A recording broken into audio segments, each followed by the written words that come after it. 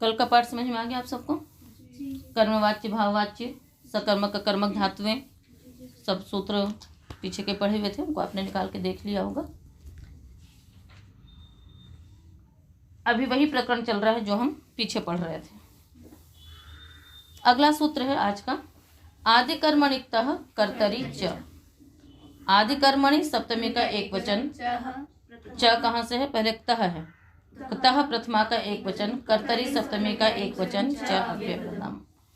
आदि चादः कर्म च इति आदि कर्म तस्मिन् आदि कर्मणि। कौन सा समास? कर्मधारय। कौन सा समास है ये? कर्मधारय समास है। ठीक है। अनुवृत्ति है कर्मणि भावे चा कर्म केभ्यः, प्रत्यय है। अर्थ होगा आदि कर्मणि विहितः तः प्रत्ययः। आदि कर्मणि विहितः तः प्रत्ययः कर्तरि चकारात् भाव कर्मणोः अपि भवति। आदि कर्मणि विहितः तः प्रत्ययः कर्तरि चकारात् भाव कर्मणोरपि भवति। कहते हैं कि आदि कर्म, आदि कर्म का मतलब यहाँ पर क्या है? क्रिया का जो आरंभिक क्षण है, क्रिया का जो आरंभ है ना, उसमें वर्तमान जो क्ता प्रत्यय है, उसमें विहित जो क्ता प्रत्यय, वो भी किस में होता है? कर्ता में भी होता है, चकार से कर्म और भाव में भी होता है। तो आप सोच रहे होंगे कि आदि कर्म में क्ता प्रत्यय कहाँ से विधान है भाई? या तो भूतकाल में है क्ता प्रत्यय, भूते निष्ठा भूतकाल में होता है, निष्ठा संज्ञक प्रत्यय भूतकाल में होते हैं, या फिर ईतः क्तः से क्ता प्रत्यय होता है, वो वर्तमान काल में होता है। नपुंसके भावे क्तः से जो प्रत्यय होता है वो भाव में होता है। तो आदि कर्म में कैसे होता है? ठीक है। तो एक वार्तिक है, आदि कर्मणि निष्ठा वक्तव्या। आदि कर्मणि निष्ठा वक्तव्या, वो वहीं पर है जहाँ पर निष्ठा सूत्र है, वहीं पर है कि आदि कर्म यानी क्रिया का जो आरंभ क्षण है उसको कहने में भी तब निष्ठा संज्ञक प्रत्यय होते हैं। किंतु उसमें जो क्ता प्रत्यय है तो वो भी क्ता, तो केवल भाव और कर्म में होना चाहिए था, इसने कहा कि नहीं कर्ता में होगा। किंतु केवल कर्ता में ही नहीं होगा, चकार से भाव और कर्म में भी हो जाएगा। ठीक है। उदाहरण है प्रकृतः कटम देवदत्तः। ये किसमें हुआ आप बताएंगे? अंदाज लगाइए। प्रकृतः कटम देवदत्तः कर्ता में हुआ। ठीक। प्रभुक्तः ओदनम देवदत्तः कर्ता में। प्रकृतः कटः देवदत्तेन कर्म में। प्रभुक्तः ओदनः देवदत्तेन कर्म में। और प्रकृतम देवदत्तेन प्रभुक्तम देवदत्तेन, है ना, ये भाव में हो गया। कई बार ऐसा भी होता है कि धातु सकर्मक है किंतु हमने कर्म का वहां पर प्रयोग नहीं किया, हमने कर्म की विवक्षा नहीं की, तो भी वो धातु क्या हो जाती है? अकर्मक हो जाती है। ठीक है ना। सकर्मक धातुएं भी अकर्मक होती हैं। आप लोग कुछ श्लोक लिखवाया मैंने इससे पहले? नहीं, वो भी नहीं बताया है। अच्छा, वो है ना, धात्वर्थे नोपसंग्रहात् प्रसिद्धे रविवक्षातः कर्मणो कर्मिका क्रिया। धातोरर्थांतरे वृत्तौ, लिखिए। धातोरर्थांतरे वृत्तौ, धातोरर्थांतरे वृत्तौ धात्वर्थेनोपसंग्रहात्, धात्वर्थेनोपसंग्रहात् प्रसिद्धे रविवक्षातः, प्रसिद्धे रविवक्षातः कर्मणो कर्मिका क्रिया। कर्मणो कर्मिका, बीच में खंडाकार दे दीजिएगा, कर्मणो कर्मिका क्रिया। कहते हैं धातु हो अर्थांतरे वृत्तो, है ना, कि जब धातु अर्थांतर में प्रयुक्त हो जाती है। जैसे एक धातु के कई अर्थ होते हैं, तो सकर्मक कर्मकत्व जो है वो उस पर भी निर्भर करता है कि उस धातु का अर्थ क्या है। तो जब कोई धातु अर्थांतर में हो गई, कई बार उपसर्ग लगने से धातु के अर्थ बदल जाते हैं, तो जब धातु का अर्थ बदल जाता है तो धात्वर्थेन उपसंग्रहात्, अथवा धात्वर्थ से कोई दूसरा अर्थ भी उसमें खींचा जा रहा हो, तो प्रसिद्धे है, प्रसिद्धि से, अविवक्षातः, और अविवक्षा से भी कर्मणः अकर्मिका क्रिया, जो सकर्मक धातुएं होती हैं वो भी अकर्मक हो जाया करती हैं। जैसे कई बार हम आपसे पूछते हैं कि ये किसने किया, तो आप उत्तर देते थे मया न कृतम, मया न भुक्तम। अब मया न भुक्तम आपने सामान्य रूप से किया, क्यों? क्योंकि उसमें आपने कर्म विवक्षित नहीं किया है ना। नहीं तो उसमें यदि कर्म हम विवक्षित करेंगे तो भुक्तम नहीं बनेगा। यदि पुल्लिंग है तो भुक्ता, स्त्रीलिंग है तो भुक्ता, इस प्रकार का प्रयोग बनता है। तो कृतम, भुक्तम ये सब धातुएं सकर्मक है, किंतु हमने वहां पर विवक्षा नहीं की कर्म की, वहां पर हमने कर्म की विवक्षा नहीं की। जब हमने कर्म की विवक्षा नहीं की तो हमने उसका प्रयोग भी नहीं किया। जब कर्म का प्रयोग नहीं हुआ तो धातु कैसी हो गई, फिर वो अकर्मक रह गई। तो उसमें फिर वो भाव में ही लकार आएंगे, भाव में ही प्रत्यय आएंगे। किसमें आएंगे? फिर वो भाव में आएंगे, और भाव में होने के कारण से इस प्रकार से हो जाएगा। इसलिए कहते हैं जैसे प्रभुक्तम ओदनेन, प्रभुक्तम देवदत्तेन। अब यहाँ पर क्या हो गया? प्रकृतम देवदत्तेन, तो देवदत्त के द्वारा बनाना प्रारंभ किया, तो कोई चीज बनाई गई होगी, चटाई इत्यादि, किंतु उसकी विवक्षा नहीं की। तो सकर्मक धातु होते हुए भी ये किस में आया? अकर्मक में प्रत्यय आया इससे, इस कारण से ऐसा अकर्मक यानी भाव में आया। आया किसमें? प्रत्यय भाव में आया, इस कारण से। तो इसको याद रखिएगा हमेशा कि सकर्मक धातुएं भी सोपसर्ग हो जाने पर, अर्थ के परिवर्तित हो जाने पर, ठीक है ना, अथवा प्रसिद्धि से अथवा अविवक्षा से क्या होती हैं? धातुएं अकर्मक, जो सकर्मक होती हैं वो भी अकर्मक हो जाती हैं, तो उनसे भाव में प्रत्यय आ जाता है। तो क्या अर्थ हो गया इसका? प्रकृतः कटम देवदत्तः का, देवदत्त ने चटाई बनानी प्रारंभ की, अभी बन नहीं गई। एक तो होता कि बन गई, तब तो पूरा भूतकाल हो गया। एक है कि चटाई बनाना प्रारंभ की, बस ये बिल्कुल प्रारंभ किया, उसमें ये प्रयोग हो गया। ठीक है। अगला सूत्र है गत्यर्था कर्मक श्लिश शींग स्थास वस जन रोह जीर्यतिभ्यश्च। गत्यर्था कर्मक श्लिश शींग स्थास वस जन रोह जीर्यतिभ्यः पंचमी का बहुवचन च अव्ययपदम। गति अर्थ येषां ते गत्यर्थाः। गत्यर्थाश्च अकर्मकाश्च श्लिशश्च शींच स्थाच आसश्च वसश्च रुहश्च जीर्यतिश्च इति जीर्यतयः तेभ्यः। अनुवृत्ति इसमें आ रही है क्तः और कर्तरी की, क्तः और कर्तरी की अनुवृत्ति इसमें आएगी, जो कि जाएगी इसी सूत्र तक, 72 तक जाएगी। अर्थ करेंगे सूत्र का। गत्यर्थेभ्यः धातुभ्यः अकर्मकेभ्यः धातुभ्यः श्लिश आलिंगने, शीं स्वप्ने, ष्ठागति निवृत्तौ, आस उपवेशने, वस निवासे भावे च दृश्वयो हानौ इत्येतेभ्यः धातुभ्यः विहितः क्तः प्रत्ययः कर्तरि भवति चकारात् भावकर्मणोः। बोले फिर से, अर्थ क्या हुआ? गत्यर्थेभ्यः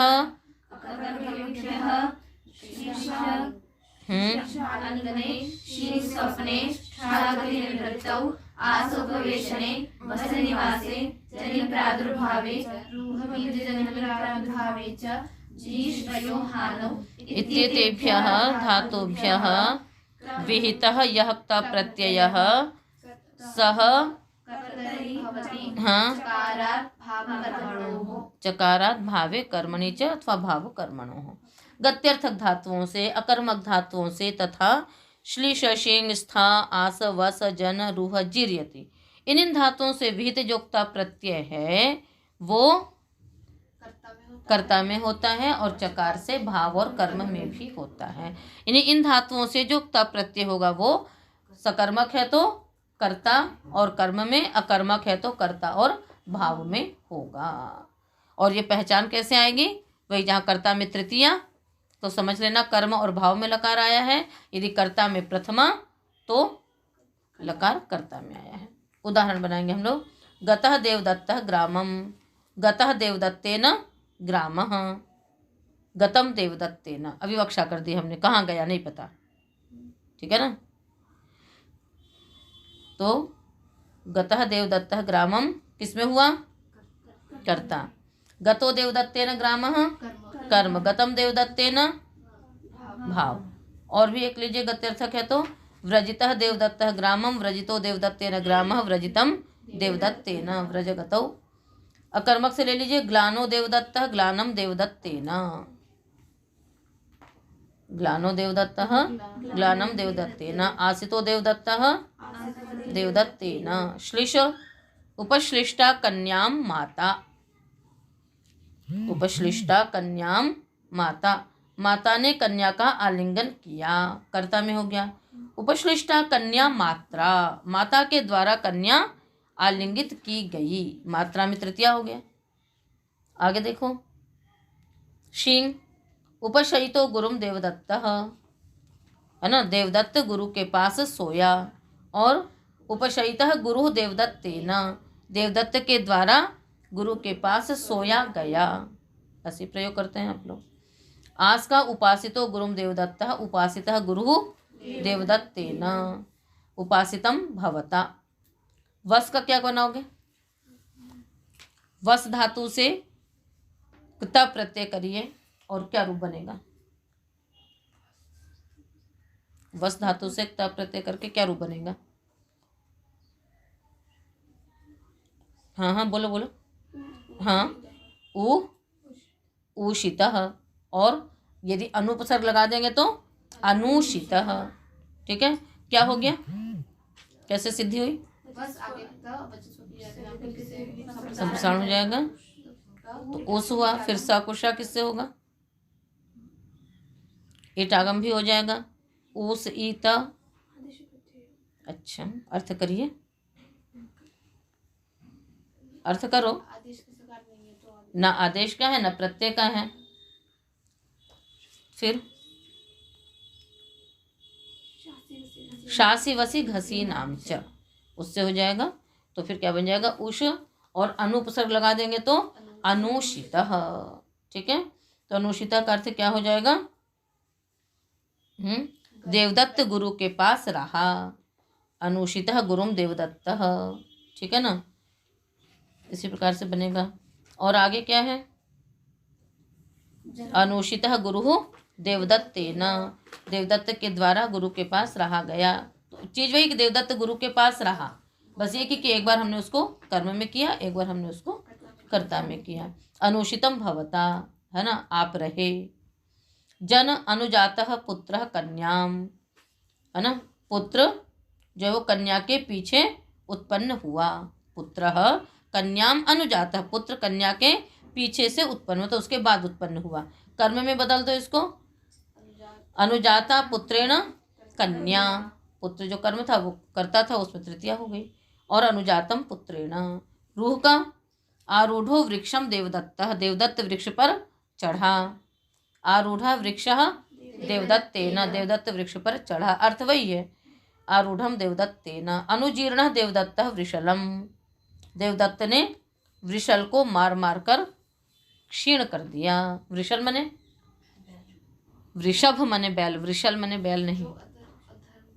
हाँ, वृषल मतलब नीच। क्या श्लोक? वृषलो ही भगवान धर्म नहीं, वृषो ही भगवान धर्म। हाँ, बस कुछ याद मत किया करो, है ना। यस्य नहीं, कुछ दोहराते नहीं हो, याद नहीं करते हो, है ना। तस्य यः कुरुते ह्यलं वृषलम तम विदुर्देवाः तस्मात् धर्मम न लोपयेत्। याद मत क्या करो, मैं भी नहीं बताऊंगी। ठीक है ना। तो अनुजीर्णम देवदत्तेन। अब इन सब शब्दों की सिद्धियां देखिए थोड़ी सी। सबसे पहला गतः, गतः कैसे बनेगा? गमहन से, गमहन से तो उपधा का लोप होता है। हाँ बोलो बोलो। नहीं,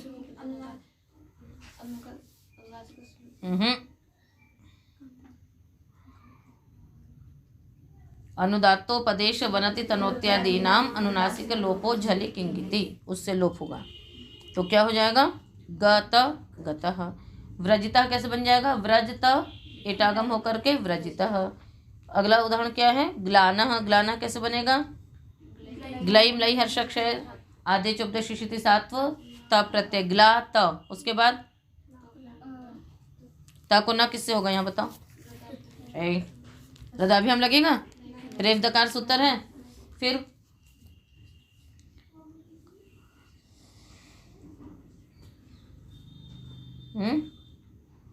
शायद आप लोगों ने पढ़ा नहीं है। संयोगादे रातो धातोर यणवतः, ये सूत्र है।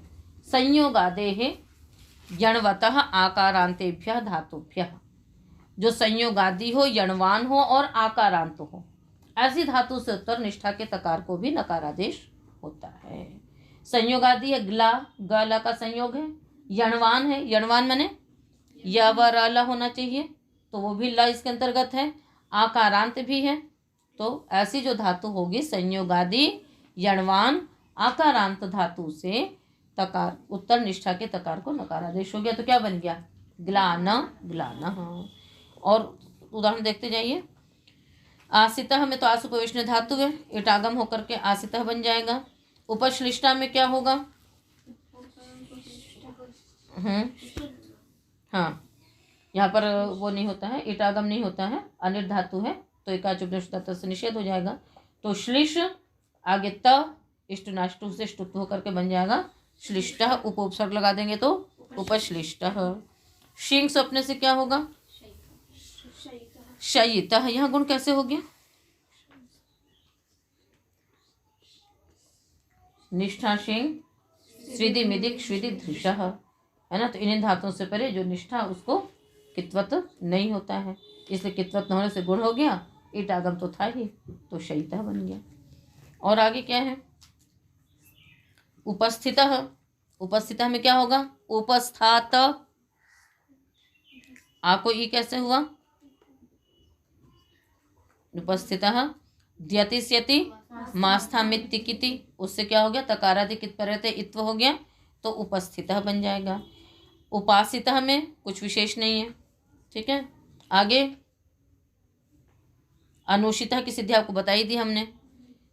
वस आगे त इटागम किया, उसके पश्चात क्या कर लेंगे? संप्रसारण करेंगे। संप्रसारण करके शासी वसी घसी नामचा से शत्व कर लेंगे, ठीक है ना। तो जो इटागम होगा, वैसे वस धातु क्या है? अनिट है, तो एक सूत्र है वसतिक शुद्धो रिट, वसतिक शुद्धो हो इटागम भवति निष्ठायाम परतः, तो उससे यहाँ पर इट हो गया, तो फिर बन गया अनुषितः। अनुजातः कैसे बनेगा? जन धातु है, यहाँ सूत्र लगेगा जन सन खन सनाम संझलो हो, उससे यहाँ पर झलादि कितगित के परे रहते आत्व हो गया नकार को, तो जातः बन गया। और आगे क्या है? आरूढ़ः। आरूढ़ कैसे बनेगा? आंग उपसर्ग रूह होता, कोढ़ा से हकार को ढकार, और ढोढ़े लोपा से एक ढकार के प्रति एक का लोप हो गया, ढलोपे से दीर्घ होकर के बन जाएगा आरूढ़ः। जीर्ण कैसे बनेगा? जी श्वयोहानो धातु, शकित संज्ञा, ज्री आगे त, उसके बाद गुण की प्राप्ति होगी नहीं, गुण का निषेध हो गया। उसके बाद फिर रीत धातु लगेगा, उससे इत्व हो गया, तो जीर त रदाभ्याम निष्ठा तो न पूर्व से चदह से नकार, और उधर दीर्घ होकर के हलीचा से बन जाएगा जीर्ण, नत्व हो गया, बन जाएगा जीर्ण। तो सूत्र सब पढ़े हुए हैं, एक दो जो नए सूत्र थे आपको हमने बता दिए। तो इस प्रकार से ये सभी धातुएं हैं, और इन सबके प्रयोग होने पर कहीं पर वो कर्ता में, कहीं भाव में, कहीं कर्म में, इस प्रकार से प्रयोग बनेंगे। दाशगोघ्नो संप्रदाने, प्रथमा का द्विवचन, संप्रदाने दाशश्च गोघ्नश्चेति दाश गोघ्नौ, ठीक है। क्या अर्थ हो जाएगा सूत्र का?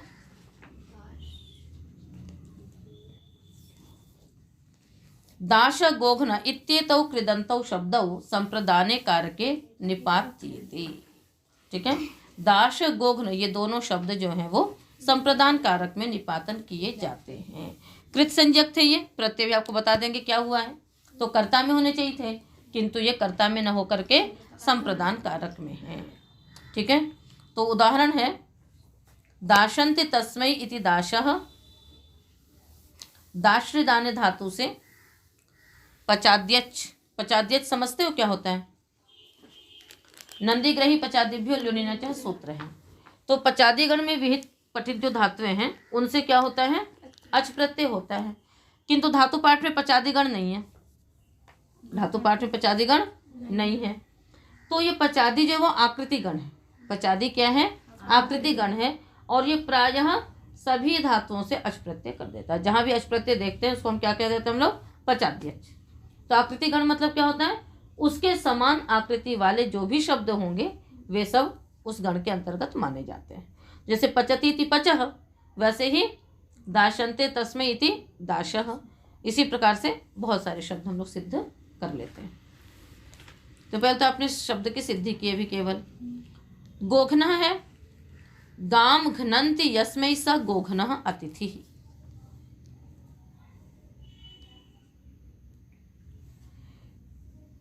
तो दाशा का अर्थ हो गया जिसके लिए दिया जाता है।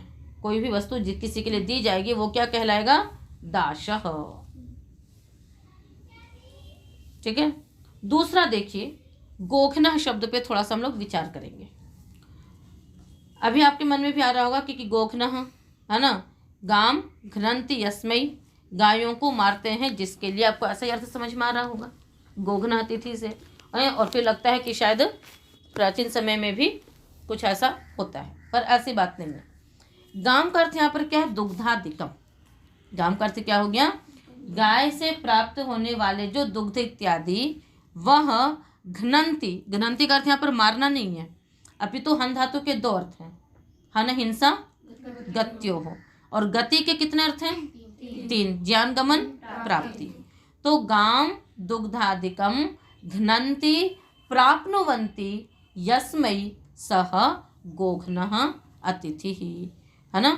गाय अर्थात दुग्ध इत्यादि वस्तुएं जिसके लिए प्राप्त कराई जाती हैं वो क्या कहलाता है?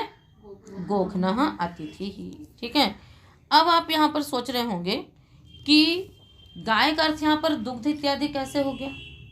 गाय का अर्थ दुग्ध इत्यादि कैसे हो गया? तो निरुक्त का एक सिद्धांत, निरुक्त जानते हैं आप लोग क्या है? क्या है? वेदांग है, जो कि तीसरा वेदांग है ना। निरुक्तम श्रोत्रम उद्दिष्टम। निरुक्त को श्रोत्र कहा गया है, और बिना निरुक्त को पढ़े हम वेदार्थ को नहीं समझ सकते। तो अनेक स्थलों पे गौ के लिए क्या आता है ना, गौ शब्द का प्रयोग आता है दुग्धादियों के लिए। तो वहां पर एक नियम है निरुक्त का, अथापि ताद्धितेन। इस सिद्धांत को हमेशा याद रखिएगा। जहां पर भी मंत्रों में गौ इत्यादि शब्दों का विपरीत अर्थ करके मांस भक्षण इत्यादि वेदों में सिद्ध किया गया है, उसके लिए ये बहुत तगड़ा उत्तर है आपके पास। ठीक है ना।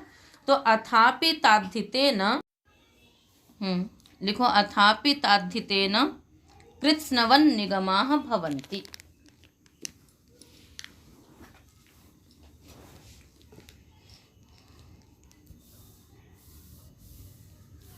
है ना, कि जो मंत्र होते हैं वो ताद्धितेन मतलब तद्धित अर्थ के समान संपूर्णता से अर्थ को प्रदर्शित करने वाले होते हैं। तो शब्द में वो प्रत्यय नहीं किया गया है। जैसे गो शब्द है उसमें तद्धित प्रत्यय नहीं किया गया, किंतु फिर भी वो तद्धित अर्थ से मंत्र के अर्थ को वो पूर्ण करते हैं। यहाँ पर तद्धित अर्थ क्या गया? गोह विकारः इति गौ। तो गाय का विकार जो गौ, तो गाय का विकार क्या हो गया? वही विकार अर्थ में। तो यहाँ पर वो प्रत्यय नहीं होगा, किंतु तद्धित अर्थ से मंत्रों के अर्थों की हम पूर्णता कर लिया करते हैं। ठीक है। तो इस प्रकार कुछ बात है नहीं ना। तो ताद्धितेन कृत्स्नवन् निगमाः भवन्ति, इस नियम के अनुसार गौ शब्द से यहाँ पर क्या लिया जा रहा है? गौ का विकार दूध, दही, घृत इत्यादि। ठीक है। और हंति से क्या लिया जा रहा है? प्राप्नुवन्ति। तो ये सब प्राप्त कराए जाते हैं जिसके लिए उस अतिथि को हम क्या कहेंगे? गोघ्नः। तो गोघ्नः में प्रत्यय क्या हुआ? यह मैं आपको शायद पहले भी बता चुके हैं, नहीं बताया है, अस्तु। तो यहाँ पर क्या होगा? टच प्रत्यय होगा, टक प्रत्यय होगा निपातन से। क्या प्रत्यय होगा? टक प्रत्यय निपातन से होगा। तो गो पूर्वक, गो आगे कर्म रख लीजिए, गो अम हन टक। टक का क्या शेष बचेगा? अ। और टक क्योंकि कित है, ठीक है, इसलिए हो हंते ऋण्येषु से यहाँ पर क्या हो गया, उसको निकित होने से पहले गम हन जनक हन घसाम लोपा किंगी तिनंगी से उपधा का लोप करेंगे और फिर हो हंते ऋण्येषु से, हाँ तो क्या बन जाएगा, गोघ्न अगोघ्न। आगे समझ में। तो गौ का विकार दूध इत्यादि जिस अतिथि के लिए प्राप्त कराया जाए, उपलब्ध कराया जाए, वो अतिथि क्या होगा, गोघ्न। तो यहाँ पर क्या हो गया, प्रत्यय किसमें हो गया, संप्रदान कारक में, कर्ता में ना हो करके अपितु संप्रदान कारक में हुआ। भीमादयोपादाने, भीमादय बहुवचन, अपादाने सप्तमी का एक वचन। भीम आदि रेशाम ते भीमादय तेभ्य कहाँ, भीम आदि रेशाम ते भीमादय बहुव्रीहि समास हो गया। अर्थ करिए सूत्र का। भीमादय शब्दाः औणादिकाः अपादाने कारके निपात्यन्ते। भीमादि शब्द जो कि उणादि प्रत्ययांत हैं वो भी अपादान कारक में निपातित किए जाते हैं। जो उणादेय बहुलम सूत्र है ना, उसको कृत संज्ञक के बीच में रखा है। तो जितने भी उणादि कोश से शब्द सिद्ध होते हैं वे सब भी किस में होंगे, कृत प्रत्ययांत। कृत प्रत्ययांत होने से सब कर्ता में होंगे, सब किस में होंगे, कर्ता में ही माने जाएंगे। किंतु इसने कहा कि नहीं, भीमादि शब्द जो हैं वो किस में होंगे, अपादान कारक में होंगे। उदाहरण है, बिभ्यति यस्मात् स भीमः भीष्मः, बिभेति अस्मादिति भयानकः। तो अब यहाँ पर क्या है कि विभेति के योग में वैसी पंचमी भक्ति होगी जिससे डरा जाए, ठीक है। यहाँ पर भियः शुग्वा, उससे यहाँ पर मक प्रत्यय होता है और उसी से ही शुक आगम विकल्प से हो गया। तो जब शुक आगम होगा तो भीष्म बन जाएगा और वैसे बन जाएगा भीमः। इसी प्रकार उणादि से एक सूत्र है, आनकः शींग भियः, आनकः शींग भियः। तो इससे क्या हो गया, आनक हो गया। तो क्या बन गया, भी आनक, गुण कर लीजिए, है ना, भयानक, है ना, आनक पूरा प्रत्यय हुआ है तो भयानक। तो ये सब इसी प्रकार के शब्द हैं, भीमः भीष्मः भयानकः। तो इसका अर्थ क्या हो जाएगा, डरने वाला अर्थ नहीं होगा अपितु जिससे डरा जाए, वो भीम भीष्म भयानक ये सब शब्द बनेंगे। ताभ्याम अन्यत्र उणादयः, ताभ्याम पंचमी का द्विवचन, अन्यत्र अव्ययपदम, उणादयः प्रथमा का बहुवचन।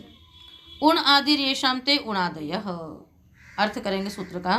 उणादयः प्रत्ययाः ताभ्याम अर्थात अपादान संप्रदानाभ्याम अन्यत्र कारके भवन्ति। उणादयः प्रत्ययाः ताभ्याम अर्थात अपादान संप्रदानाभ्याम अन्यत्र कारके भवन्ति। उणादि प्रत्यय जो हैं वो अपादान और संप्रदान कारक से अन्य कारकों में भी हुआ करते हैं। तो वैसे तो कृत संज्ञक होने से कर्ता में ही प्राप्त थे, वहाँ अपादान में कह दिया, इसने कहा अन्यों में भी होते हैं। वैसे उणादेव बहुलम कहा हुआ है। तो कृष्यते असौ कृषि ही, ये कर्म में हो गया, ईगुपधात कित से यहाँ पर इन प्रत्यय होगा और कित्वत उसको कार्य होगा। उणादि कोश के सूत्र निकाल के देखिएगा, ठीक है। तो ईगुपद धातु है ना कृष, उससे इन प्रत्यय हुआ, उसको कित्वत कर दिया तो गुण नहीं हो पाया, तो कृषि ही, ठीक है। तो जिसको जोता जाए। इसी प्रकार से तन्यते इति तंतुः, जिसको फैलाया जाए। तंतु में क्या हो गया, सीता निगमी मसी सच्चे विधाएं कृषिभ्यस्तुन, इससे तुन प्रत्यय हुआ उणादि से। वृत्तम इति वर्तम, चरितम इति चर्म, ये भाव में हो गया। चर्म वर्तम ये सब सिद्धियां आपने उसमें पढ़ी हुई है, भूतेपि दृश्यन्ते से है, सर्वधातुभ्यो मनिन। तो मैं बता ही दिया, भूत में भी होते हैं, भाव में होंगे, अन्य कारकों में भी होंगे। क्तोधिकरणे च ध्रुव्यगति प्रत्यवसानार्थेभ्यः। क्तः प्रथमा का एक वचन, अधिकरणे सप्तमी का एक वचन, ध्रुव्यगति प्रत्यवसानार्थेभ्यः बहुवचन, ठीक है। समास करिए, ध्रुव्यंच गतिश्च प्रत्यवसानंच इति ध्रुव्य गति प्रत्यवसानानि। आगे ये इतरेतर द्वंद्व समास हुआ। आगे ध्रुव्य गति प्रत्यवसानानि अर्थाः येषां ध्रुव्य गति प्रत्यवसानार्थाः हाँ, ठीक है। तो ये बहुव्रीहि समास हो गया। तो ध्रव्य, ध्रव्य मतलब क्या हो जाएगा? स्थिति, स्थिर होना। गति जानते ही हैं, प्रत्यवसान मतलब कुछ ग्रहण करना, अव्यवहार है ना, खाना पीना। इन अर्थ वाले अब अर्थ करेंगे हम लोग सूत्र का। ध्रव्यर्थाः है ना, यानी स्थित्यर्थकाः। ध्रव्यर्था यानी स्थित्यर्थकाः, गत्यर्थाः और प्रत्यवसानार्थाः।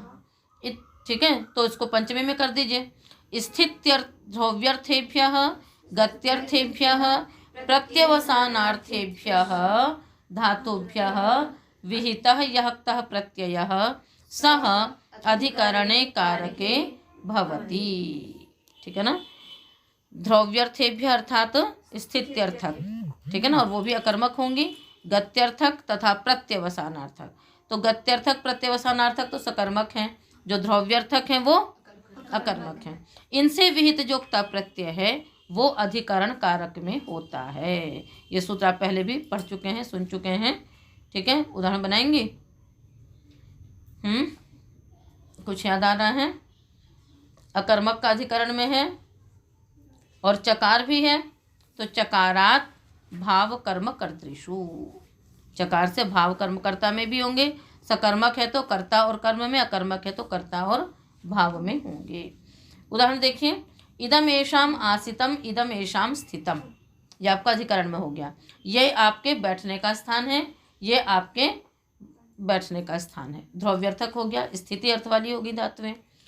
इसी से भाव में देख लीजिए। आसितम तेन, स्थितम तेन। तात्पर्य हो गया कि इनसे कर्ता कर्म भाव में तो प्रत्यय प्राप्त थे ही, क्योंकि गत्यर्थाकर्मक से जो गत्यर्थक अकर्मक धातुएं हैं उनसे कर्ता कर्म भाव में प्रत्यय विधान था ही। ठीक है, किंतु इसने क्या कर दिया? अधिकरण में और विधान कर दिया, अधिकरण में और अधिक विधान कर दिया। यही इसमें विशेषता है। तो इदम एषाम आसितम, इदम एषाम स्थितम, ये आपके बैठने का स्थान है। ठीक है, तो अधिकरण हो गया ना, आपके बैठने का स्थान। आगे आसितम तेन, स्थितम तेन। कर्ता में क्या करोगे? आसितः देवदत्तः, स्थितः देवदत्तः। गत्यर्थक से लीजिए। इदम एषाम यातम, ये आपके जाने का मार्ग है। इदम एषाम गतम, ये आपके जाने का मार्ग है। और प्रत्यवसान में इदम एषाम भुक्तम, ये आपके भोजन करने का स्थान है। तो सब अधिकरण हो गए। बाकी कर्ता कर्म भाव में तो आप बना ही लेंगे, बना लेंगे। कैसे? यातः देवदत्तेन ग्रामः, गतः देवदत्तेन ग्रामः, यातम देवदत्तेन, गतम देवदत्तेन। सिद्धि आपको मालूम है। ऐसे ही भुक्तः ओदनः देवदत्तेन और देवदत्तेन भुक्तम, ये भाव में हो जाएगा। तो इस प्रकार से ये जो सूत्र आपने पढ़ा तो अधिकरणे च, इसमें कर्ता भाव कर्म में तो प्राप्ति पहले से थी, किंतु यहाँ पर क्या हो गया? अधिकरण कारक में भी क्ता प्रत्यय का विधान हुआ। अब जो इदम एषाम, यातम, इदम एषाम, भुक्तम इत्यादि थे उनमें समास नहीं हुआ। तो क्यों नहीं हुआ? समास प्रकरण में देखिए क्या है सूत्र। अधिकरण वाची नाच, और षष्ठी किससे होती है? अधिकरण वाची नश्च, उससे षष्ठी हो गई। अधिकरण वाची जोक्ता, उसके प्रयोग में कर्ता में षष्ठी विभक्ति हो गई, अधिकरण में षष्ठी विभक्ति हो गई, और यहाँ पर समास का निषेध हो गया। बाकी सिद्धियों में कुछ विशेष नहीं है। यातम, गतम, भुक्तम इत्यादि आप सब बना ही रहे हैं। तो आज का पाठ हम इतना ही करेंगे, और यहाँ तक के जो भी प्रत्यय थे उन प्रत्ययों के अर्थों का भी निर्देश हो गया कि जो भी आपने तृतीय अध्याय में प्रत्यय पढ़े, चाहे वो कृत संज्ञक थे चाहे वो कृत्य संज्ञक थे, उससे पहले के जो प्रत्यय थे उनका अर्थ तो वही बता दिया गया कि इच्छार्थ में सन प्रत्यय होगा, किस अर्थ में क्यच होगा, कहाँ क्यंग होगा, कहाँ क्यश होगा। उसके अतिरिक्त फिर जितने भी प्रत्यय थे कहीं कहीं निर्देश किए जा रहे थे, किंतु एक सामान्य जो विधान था वो यहाँ पर बताया गया। इस प्रकार से प्रत्ययों के अर्थों का जो निर्देश है वो आपका पूर्ण हुआ। आगे का पाठ कल करेंगे।